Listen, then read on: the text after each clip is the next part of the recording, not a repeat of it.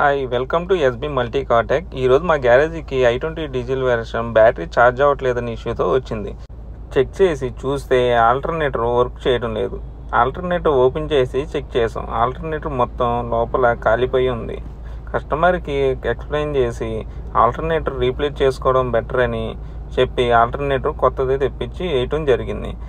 Vehicle service చేయించేటప్పుడు బ్యాటరీలో water levels, battery charge అవుతుందో లేదో చెక్ చేపిస్తూ ఉండాలి.